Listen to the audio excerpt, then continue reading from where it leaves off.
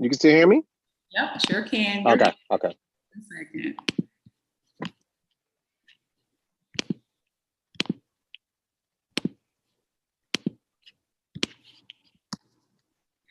Hello, welcome everyone tonight. Welcome to the Renee Adams Show and Empowerment Week. I have my guest, super producer Troy Taylor tonight. But just a few housekeeping things to mention before we get started. Please like, share, and comment and ask questions during this broadcast.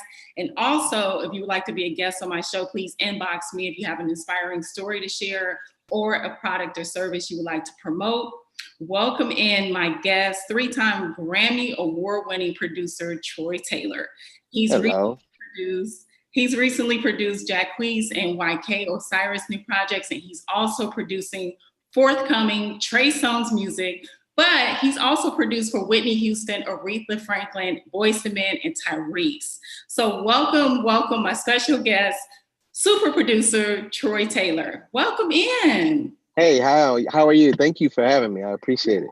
Absolutely. So as you can see, Troy is on his way to an event. So we're getting the interview done. That's all that matters. So yes. Sorry about that. Yes. Oh, yeah, absolutely. No problem. So if you could just start by telling us how you got started producing. Like, how did this all begin for you? So I started as an artist, and then as I was being an artist, I was in the middle of producing this young group signed to Motown. I was signed to Motown. I started off signing as an independent label, and then Timmy registered at Motown. It was an A&R at Motown record exec. He ended up buying me off that independent label and signed me to Motown. During the course of recording my album for Motown, I was introduced to this young group at the time that Motown had signed. And upon recording with them, after hearing how everything came out, and still while recording my album, they came out. And when they came out and blew up all over the world, I decided to tell Timmy and Gerald Busby, who was the president at Motown, that I no longer wanted to be an artist, because I felt like I could still do what I love without being the front man. Okay. And since I hadn't come out, they let me out of my deal, and I continued to just be a producer, writer producer. So it was one of the best decisions I've ever made. Oh my gosh. And it's something that's pretty uncommon to actually already be in the industry as an artist and actually end up producing for some of the biggest artists in the world. And I'm sorry. And that group ended up being Boyz II Men. Oh my gosh. Yeah. Which I didn't even say that part. The first album. The first album you produced of Boyz II Men, which was like major. Right. So it was so big. I didn't understand. I didn't know. You know what I mean? They were young. Nobody knew who they was. And so for a year later, for everybody, the world to know, and they're multi-platinum, I'm like, I'm good. I'd rather just be a producer. I don't want to be an artist. Absolutely. But how did you even know that you had that gift? How did you as far as what gift? Producing? Yeah. Well, it was just basically knowing myself, knowing what I want to hear, and doing what I was doing as an artist, my own music, and just being the artist that I wanted to be. That was the practice so the practice was on me first. Okay. And so hearing it, the results, and upon, getting a deal for it, it's like, okay, I can do this. This is something I can really do. And then to hear a record executives like, tap into it and really want to sign me, let me know even more that I was on the right track. But isn't like engineering like one of the big pieces of producing? Like, but you are not necessarily. No, not necessarily. Okay. No, not engineering, because they have engineers that the producers work with to do it. Now I do some engineering, but for the most part, you get an engineer you're comfortable with that knows your sound, that engineers for you. Wow, so you didn't really have like this background of music where people had to encourage you, like go for it, do this. You was no, I knew exactly what I wanted to do. Yeah, no, I knew exactly what I wanted to do. Wow, that's awesome. So the first big artist was Boyz II Men, and that's when you started working with all these super producers. So that put you on the list.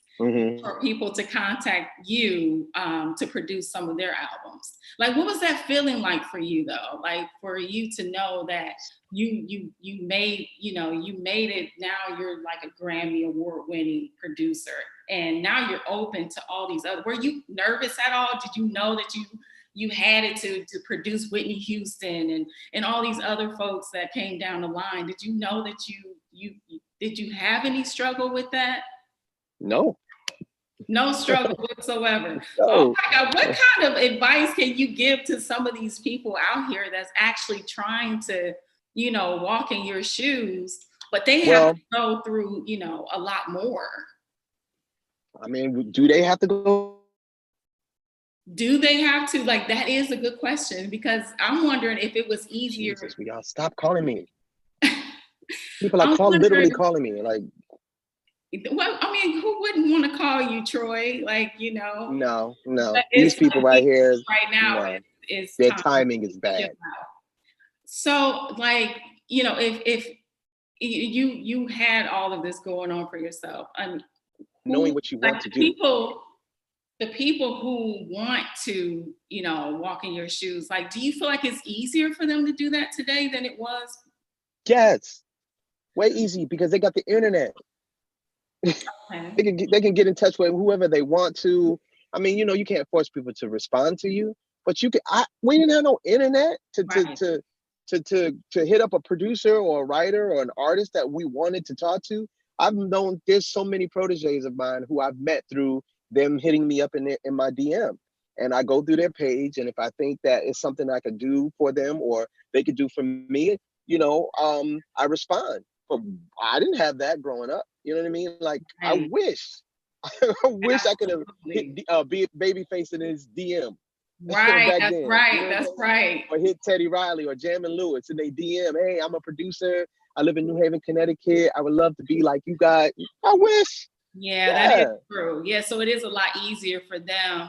It seemed like, though, I've met some, like so-called producers, and they make it seem like it's so hard to get out there. And I don't know, maybe they don't really know how to go about it. I mean, even though you have the internet and I'm pretty sure like all these superstars are being DM all the time and not really giving people the opportunity. I mean, sometimes they don't look at their DM. Right.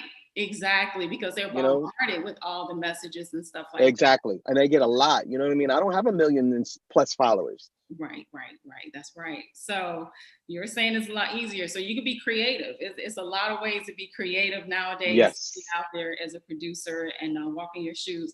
So as far as some of the projects that you're working on now, what are some of the projects other than Trey Songz that you're working on right now? Well, I have a single out now with Duval featuring Jacquees and Tank with a song called Nasty. And that's Tank Duval's single now, and then I have Drew Hill's single that's called What You Need. So that's pretty big, and I executive produced their project, so that's going to be pretty cool. Okay, and so for anybody that wants to possibly work with you, how would they get in contact with somebody like you? They'll hit me in my DM. I actually check my DM. So like I said, there's a lot of young producers and artists and writers that I work with that I met through my DM. So is this your first time being on Facebook Live? No. Oh, that's good. And the last time, ironically, I was in the car. Oh my gosh. So this is like the thing now. So no, it's not. It's ironic. Super ironic, because I would normally be in my studio doing this better. It would be better for me. It will be better. And I see it's getting dark too. And I just wanted for you to be able to at least share your story, to give some inspiration out for those who want to, work with you, or, just follow in your footsteps, make good music, and also just know about the projects that you're working on. And that way you can get back to your event that you're on your way to. Say that one more time. I just wanted you to just go over those things so that people, they'll be inspired by your actions so that they can move towards those goals. And so I appreciate you coming onto the show to talk about those things. I appreciate you having me, but one thing that's very important is for people to actually understand who they are in order to know what they're dealing with, because the music industry is not what they think. And if you don't know who you are prior to going into it, you will lose yourself. Okay. And so back then, I knew who I was because I didn't get distracted by the internet. You can get so distracted by the internet and you start questioning yourself because you can look at so many people and see what they're doing. I didn't have that distraction. So you got to know who you are. You got to know your limitations. You got to know what you want. You got to know what you want to do and stay focused on it. Well, now today the kids have the internet. And so when they think that, what they want to do is one thing, but then they see someone else doing something else and they think, oh, I want to do that too. And they can't stay focused. Their attention span is short, and it's just like they become scatterbrains and all over the place. And this generation seems to think that jack of all trades is good. I was brought into a generation where the master of one was always the best, and then you can explore the rest.